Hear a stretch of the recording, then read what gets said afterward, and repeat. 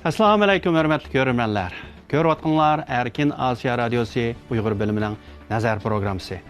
Mən Alim. Biz bugün Avropa Parlamentinin Xitay hökumətinin Uyğurlara qaratqan insaniyyət qarşı cinayəti və şunun bilan birlikdə ağır irqi qırğınçılıq təhdidi xəvfi üstüdə alaydı proqram elib barmız. Biz bu münasibətlə Dünya Uyğur Qurultayının rəisi Dolqun Eysa əpəndini bu söhbətə alaydı təklif qıldıq. Dolqun əpəndi, söhbətimizə xoş gəldiniz. Köp rahmet, hoş bulduk. Dolqun əpəndi, siz hazırda Avropa Parlamentinin qayıtıb gelişiniz. Bu bugün Avropa Parlamenti Amerikadan keyin, yəni Amerika Dövlət Məclisindən keyin 8 qərb parlamentdən keyin Avropa Parlamenti mana bugün Xitay hökumətinin Uyğurlara qarşı elib barğan cinayətlərini, insaniyyət qarşı cinayət, yəni bir cəhətdən həm də irqi qırğınçılıq deyə aniq bildirməyən bolsa-mı, ağır irqi qırğınçılıq xəvfi deyə bu kararını oturuq qoydu. Sizningcha bu kararın qanday bir əhamiyəti var hazırki şəraitdə? Rahmet, bu siz mi degəndikidək hazırlıqca 9 parlament Amerika hükümeti olup toplam 10 organdaydı. Uyghur irqi qırğınçılığı ve insaniyet karşı cinayet ve yaki ağır irqi qırğınçılıq xəvfi var degan oxşaydigan qararlarını çıxargan. Ama Avropa Parlamenti 27 devletin kelgan parlament a'zolaridan qurilgan bir çoğ bir quruluş buluş sübti bilen bir yerde bu kararının çıkarılışının üzü tarihi bir ehemmiyetga ega. Çünkü hazırgacha Avrupa'daki toplam 6 parlament muşunda ırkçılık kararı ve insana karşı cinayet işledi degan kararını çıkargan bolsa mı ama Avrupa Birliği'ye, Avrupa İttifakı a'za 21 devlet bu meselede Birleşken Devletler Teşkilatı'da Xitayını ayıplaş birleşme bayanatlarına imza kılgan bolsa mı ama parlamentleri bunda bir kararını çıkarmagan. Şunu bu kıtım şu bütün devletlerden kelgan parlament a'zalarının hemmisinin ortak iştirakı bilen bu mesele müzakere kılınıp bu kararının ötüşü. Bunun dinkin Avrupa İttifakı a'za bolgan başka hazırgacha bu meseleni kabul kılmagan parlamentlarının mı Uyghur irqi qırğınçılığını tonuşuga bir heydekçilik rol oynaydı ve şundakla Avrupa İttifakı a'za devletlerinin Xitay bilen bolgan diplomatik münasibetlerde, soğudu münasibetlerde bu meseleni itibarga almay xalqancha hareket qilish üçün çoğ bir tosalgı buldu. Şunun için bunun ehmiyeti nurgulgan devletlerin hareket ötküzüş noktasından başka ağan parlament kararları qaragan çağda tarihi bir ehmiyetga ega. Dolqun Eysa əpəndi, bu qitimqi həm bu qararın çıxırışda həm asaslı rol oynayan partiya və şəxslər, parlament a'zaları kimlər siz bildiğin? Avrupa Parlamentoda bir qancha siyasi partiya gruplar var hamda. En çoğusu Hristiyan Demokratlar grubu var. Anından keyin Demokrat Hemkarlık grubu Aldi deydigan grup var. Anından keyin yeniden kurulgan Avrupa Partisi deydigan bir partiya bularmı güçlü. Sosyalistlar var, Yeşiller var. Anından keyin komünist grupların var hatta onun içinde.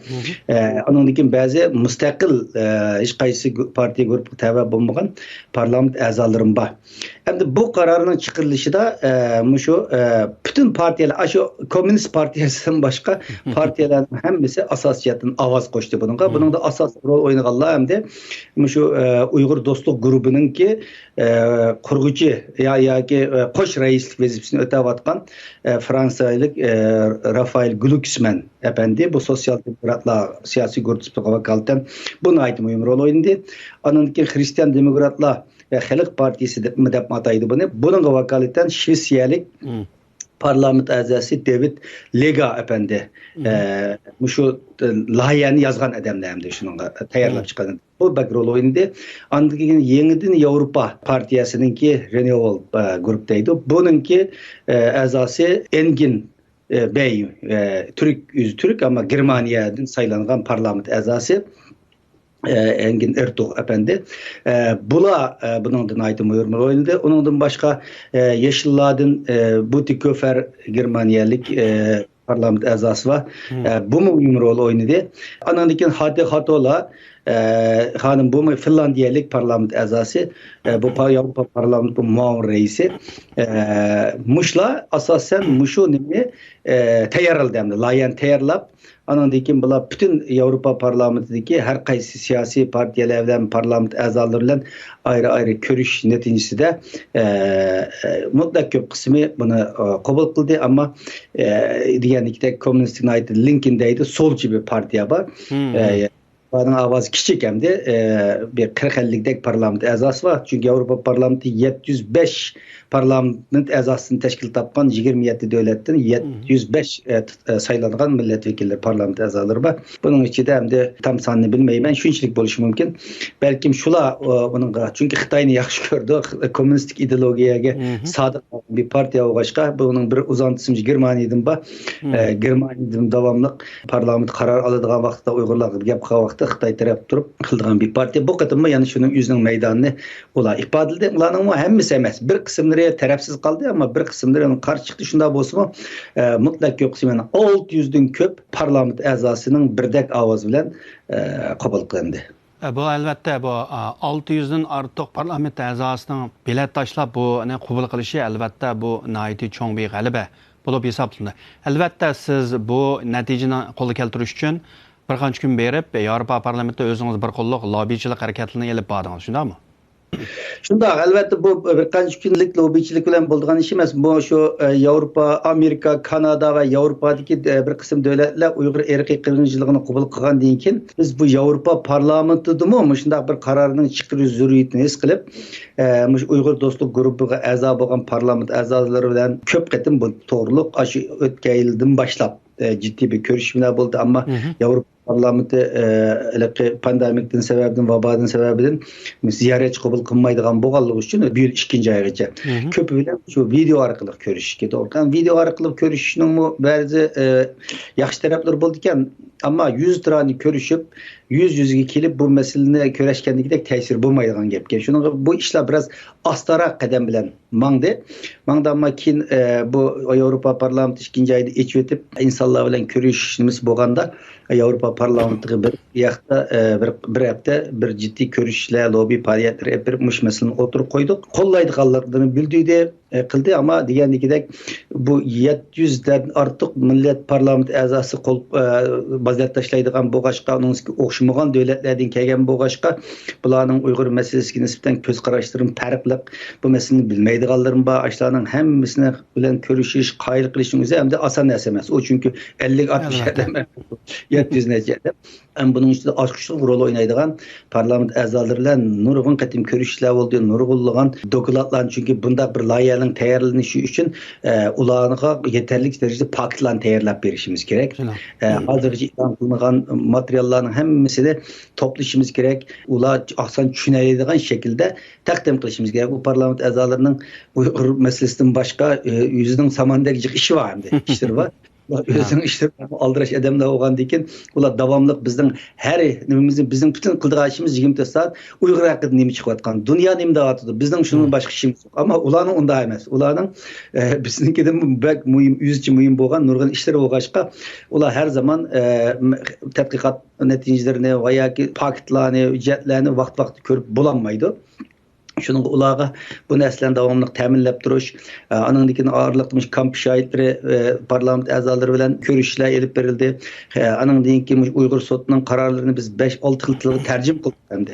Çünkü parlament azalarının bir kısımları İngilizcini bilmeydiğen parlament azalarım var. Şunu biz onu 5-6 yıl tercüm kılıp aşı parlament azaları yaxşı düşüneleydiğen kolaylık yaratıp birdiğen onun anınki xulaslarını da çıkıp birden evet dokandashlar hemmisiga. Evet.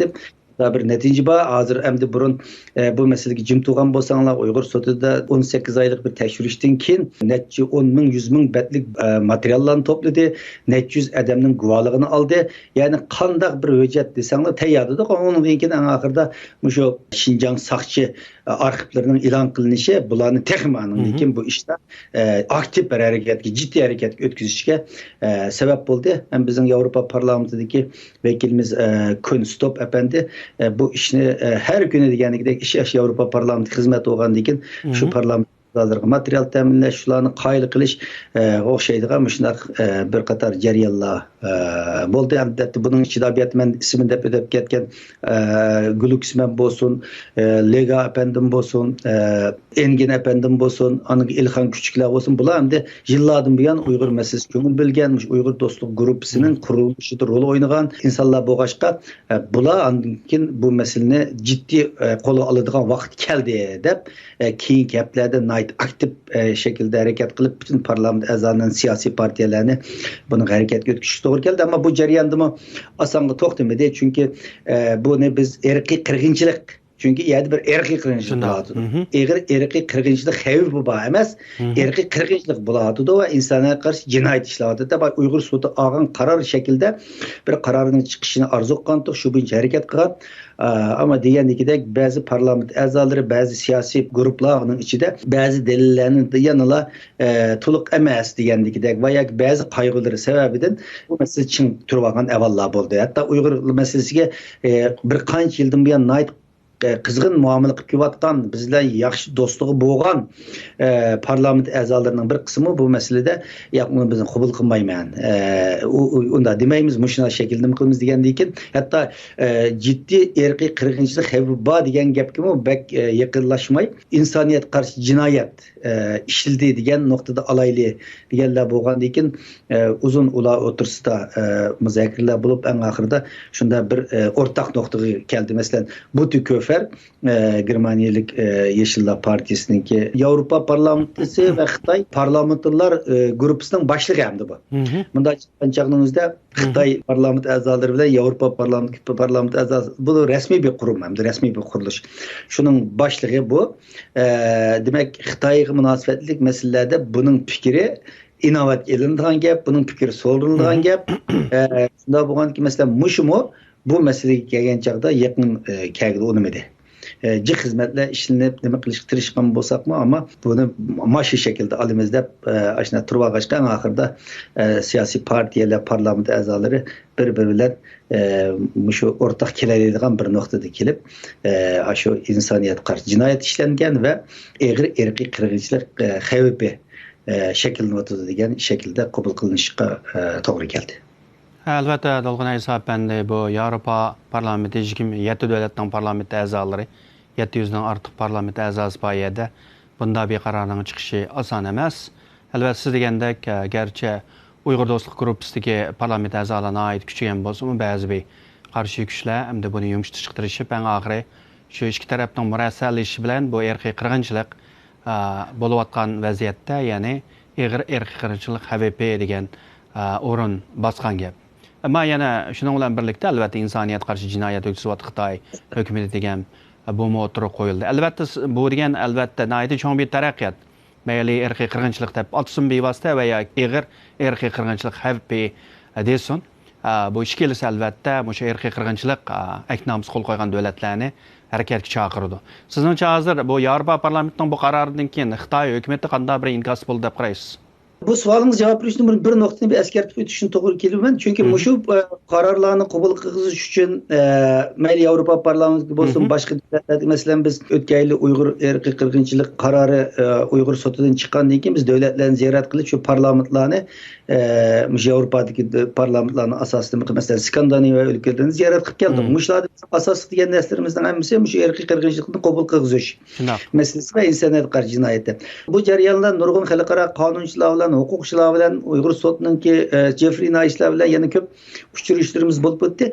Bu yerda insoniyat qarshi jinoyat o'tkazi degan bu narsa ba'zida irqiy qirg'inchilik o'tkazayotdi degandan kuchliroq nima bo'la oladigan gap. Masalan, shunda bir tafsirat bo'lindi bizga. Masalan, şu Hitler Nazi Germaniyasi o'z vaqtida 6 milyon Yahudini o'ldirdi, irqiy qirg'inchilik qildi, ama Nürnberg sotida şu Nazi Germaniyasininki Marshal Göring olsun, muşlarning hammasini sotlagan vaqtimizda insoniyatga qarshi jinoyat ishlagan degan shu gunoh bilan sotlangan ekan-da, sotlangan ekan. Demak, bu nayt muhim bir mesele ki, şunun için bizga ba'zi qonunchilarning, advokatlarning degan narsada sizlar mushu nuqtaning ichini tutinglar. Chunki Xitoy hukumati bilan insoniyat qarshi jinoyat o'tkazyotdi degan nuqtani qildi. Endi sizning keyingi savolingiz kelsak, albatta Xitoy bundan rahatsız bo'ldi. Hozirgacha irqiy qirg'inchilik yurgizdi deb qaror chiqargan bo'lsin yoki insoniyatga qarshi jinoyat ishilgan bo'lsin, hatto Xitoy hukumatı Uyg'urlarga nisbatan og'ir jarida inson haqlari dafsanchiligi qilyotdi degangimi taqat qilolmay noroziliklarni bildirib chiqib ketgan reallikka biz shohid bo'ldik. Demak, Xitoy hukumatining bu masalaga nisbatan qattiq bir reaksiya bildirganligi bir reallik, ama bu da deganimizdagidek necha oylik tekshirishdan nurg'unlagan paketlarni qo'lga tushirib turib tekshirish tadqiq qilish orqali, chunki deganimizdagidek bu oldi-oldiga emas yoki bir davlatning parlamenti emas, 27 davlatdan kelgan o'xshamaydigan fikr, o'xshamaydigan ko'z qarash, o'xshamaydigan ideologiya, o'xshamaydigan kultur, madaniyat, diniy ko'z qarash, hatto mazhab hammanidan farqli bo'lgan insonlarning eng oxirida o'rtaq bir qaror ilishning o'zi kichik masala emas. Bunun nisbatan Xitoyning hamda chichanshi, qarash, norozilik bildirishi mumkin. Hatto Yevropa ittifoqi bilan bo'lgan munosabatlardami Xitoy o'tirisida so'g'oq bir davri boshlanishi mumkin deb o'ylayman. Dolqin Yusuf endi bu albatta bu qitim Yevropa parlamentida hamda bu bir tarixiy qarorni Uyg'urlarga munosabatli chiqargan bo'ldi.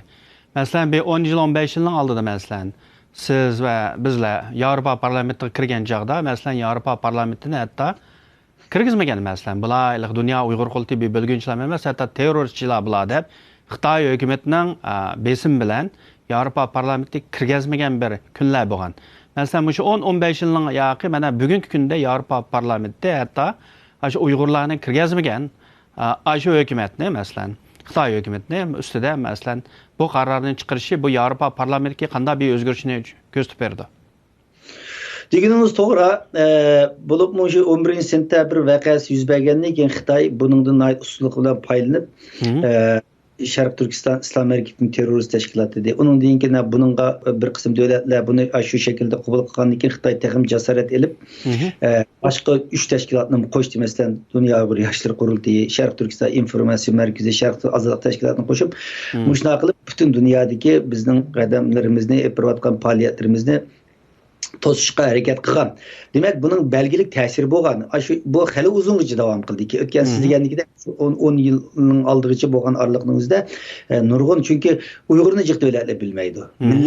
Parlament a'zolarini bilmaydi. Dunyo manji bilgan bir vaqtning o'zida Xitoydagi bir cho'ng davlat qopab, uning biz musulmon bo'lgandan keyin g'arb matbuotida vaqtlarning o'zida musulmon desa va islom desa, terrorist desa o'xshash ko'z qarash bilan bo'lgan xato bir ko'z qarashmi hukm surgan vaqtlarda. Bizda bo'lgandan keyin Xitoy qopab bizim terrorizmning qurboni mana nima qilyapmiz desa, u bizni bilmagandan keyin dunyo o shunda o'xshamamdi deb ishonmasmi, jiq savol ishoratlari bo'lgan. Hatto ishongan vaqtlar bo'lgan-da hamda bo'lgan.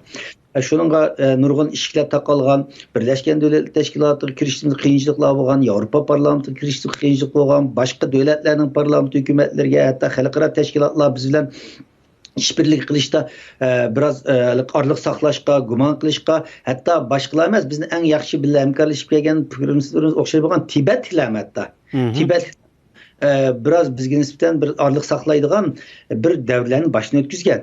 Ammo bizlar shu faoliyatchilar shu vaqtda umid yo'q ekan dunyodan. Demak, bizni hamda mushunday Xitoy yeb ketgan, biz bunda chapqan bilan bu dunyoning ko'z qarashi tutsa, bu adolatsiz bir dunyo ekan deb voz kechgan bo'lsak, balkim biyaliklanmagan bo'ladi. Ammo biz davoyimiz haqli. Dunyo Xitoyni unda tushunmagan. Shuning uchun biz Xitoyning abdi bechirisini etishimiz, Xitoy ko'ringanlikdek bir Xitoy bo'lmaganligini, uni biz eng yaxshi biladigan, mohiyatidan tortib, usulidan tortib, Xitoyni eng yaxshi tushunadigan tajribalarimiz bilan buni anglatish kerak degan qat'iy bir iroda bilan mangdiq bu masalaga. Mangandan keyin albatta uningdan keyin Xitoymi Xi Jinping taxtga chiqqandan keyin dunyoning ikkinchi cho'ng kuchi bo'ldim men, iqtisodiy kuchimda ko'ranglab bu niqobini muddatdan burun ochdi hamda. Ochgandan keyin dunyo biraz şok bo'ldi.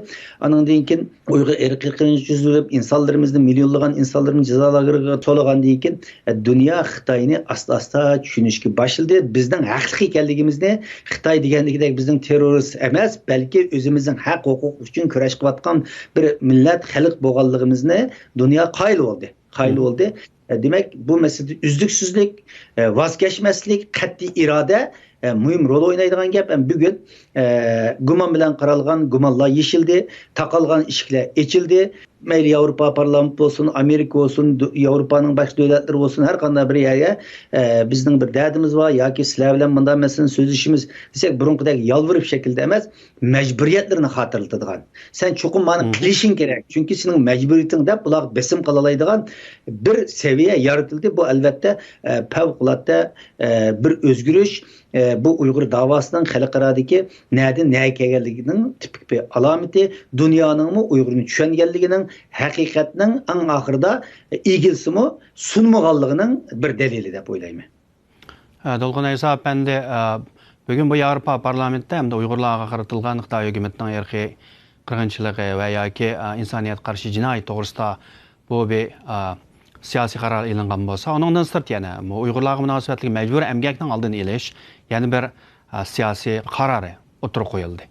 Bu qarorni beshpagan bo'lsangiz bizning anglovchilarimizga, ko'rguvchilarimizga. Bugün Avrupa parlamenti ikki tarixiy bir kun deyishga to'g'ri keldi. Chunki ikki qaror, birisi shu Xitoyning Sharq Turkistondagi zulmini insoniyatga qarshi jinoyat ve ciddi irqiy qirg'inchilik xavfi degan bo'lsa, yana birisi Yevropa ticaret mekanizmindeki bir özgürlüşni kabul kıldı. Yani mecburi emgekten kelgen mallara münasebetlik bir ticaret faaliyetleri hakkında bir karar kabul kılındı. Demek Xitay Avrupa devletlerini mi özünün iqtisadi gücünün payını bölüşüp tirişip kivatkan.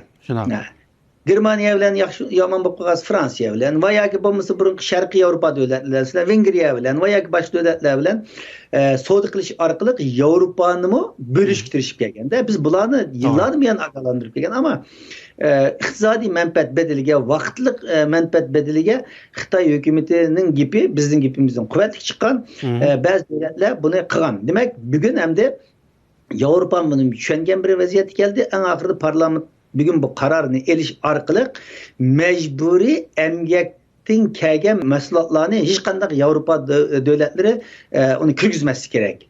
Yani Avrupa'nın ticaretlerinde, xalqaralıq ticaret nimiside mecburi emgekki münasebetlik bir deme. Mecburi emgekten kelgen mallarni işletmeslik, setvanmaslik, hatta kargo almaslik. Şunun o'xshaydigan matlaba bu hamda Avrupa Komisyonining bugungi qaror ag'ayadi adamlarim bor. Buni ham Avrupa Komisyoni sunadigan gap. Bu qaror hamda butun Avrupa İttifaqı a'zo 27 davlatning Xitoy bilan buningdan keyin bo'ladigan tijoratlarga ta'sir ko'rsatadi. Xohlagancha men tijoratni qilaman demaydi. Hatto her qanday bir malning dunyoning nereden kelgan bo'lsin, mecburi emgakka azroq chetishlik bo'lib qolgan nimasi bo'lsa, bu jazolanadigan gap hamda. Bu Amerika bunda bir qonun chiqargan, shu 6-yildan boshlab yol qo'yildi. 6-yilning 20-sidan boshlab bir hafta 10 kun qoldi. Buning paralel holda Yevropa parlamentining bunda bir qarorni chiqarishning o'zi, demak Xitoy Amerika bilan tijoratda ziyonkashlik uchirsa, Yevropa orqali mal setish orqali mundaq dunyoni qilaman deydigan bir xam xiyoli bordi. Bu Xitoyning bu xam xiyolining yana bir qatim sug'uchilashganligining alomati hamda buni rasmiy shaklda davlatlarning ijro qilish bosqichiga qolgan bir masala. Menimcha bu Xitoyni xeli qattiq bearam qiladi, cho'chitadi. Chunki bu majburiy emgak degan vaqtning o'zida bugun bu qaror o'tirib qo'yilish vaqtida jiq muzokara bo'ldi. Nurg'un parlament a'zolari so'z qildi. Muşningda mecburi emgak meselesi bu deganga dunyoviy mecburi emgak munosabatlik bir qarordi. Ama %80% parlament a'zosi bu meseleni tilga olgan vaqtda Uyg'ur mecburi emgagini tilga oldi. Xitoy hukumati qarshi maydon tildi. Ya'ni bu qaror mecburi emgak degan vaqtda dunyoning nerede bo'lsa bevosita Uyg'urlarga munosabatlik bir masalaga aylanganligiga shohid bo'ldik. Demak bu bevosita Xitoyga ta'sir qiladigan, Xitoyninkidan keladigan bütün mallarni tekshiradigan, buni cheklaydigan bir bosqichga o'tish uchun favqulodda muhim. Bu sizningcha hozir hamda bu Amerika hukumati hamda o'tgan yil 12-oyda hamda Uyg'ur majburiy emgakning oldini olish qonun loyihasi Amerika Davlat Majlisida o'tdi. Amerika prezidenti Bayden uning qo'l qo'ydi. 6-oyning 21-i rasmiy amal ishdi bu qonun. Şimdi Avrupa Parlamenti hozir Uyg'urlarga qarshi, insoniyatga qarshi jinoyat bir tarafdan irqiy qirg'inchilik tahdidi bular e'tirof qilinish bilan bir vaqtda məcburi əmgək məhsulotlarini, bo'lib Uyg'ur munosabatlik Yevropaga kirgazmaslik to'g'risida bu qaror loyihasini o'tirib qo'yishi.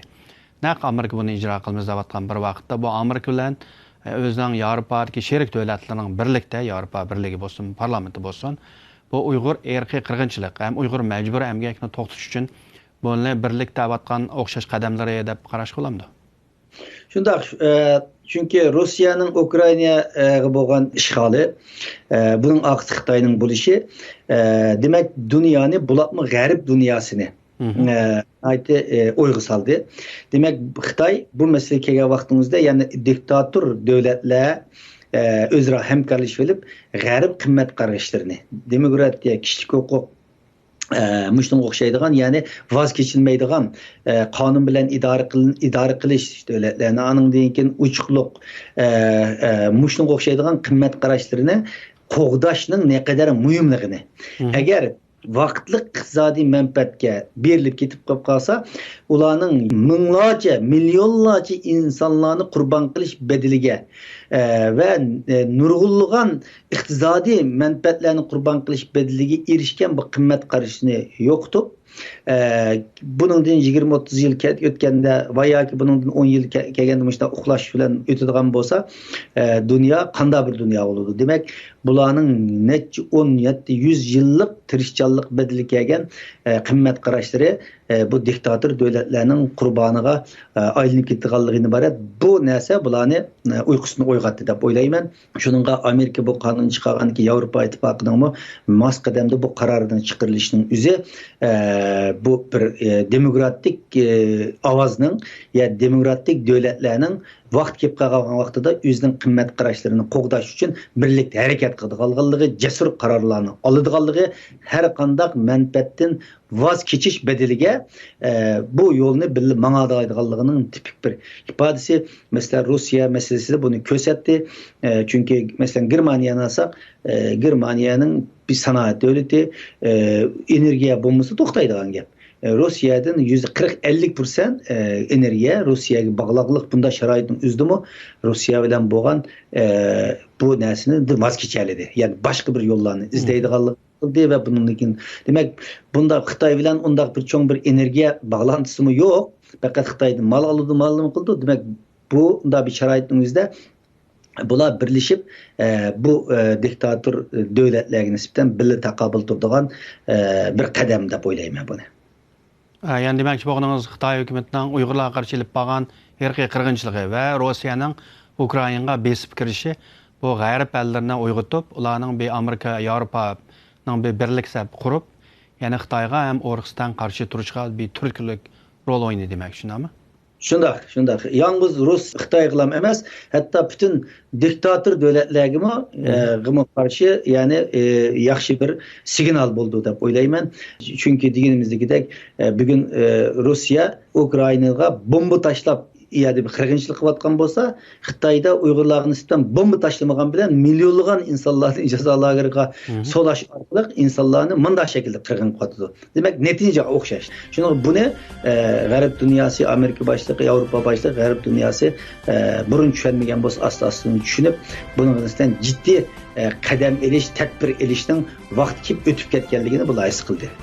Ko'p rahmat sizga, Dolqin apandi. Sizga ko'p rahmat. Hörmətli görürmənlər, bugün proqramımız müşahidə axılışda. Kila qitim görüşkice, xushvaqt bo'lun.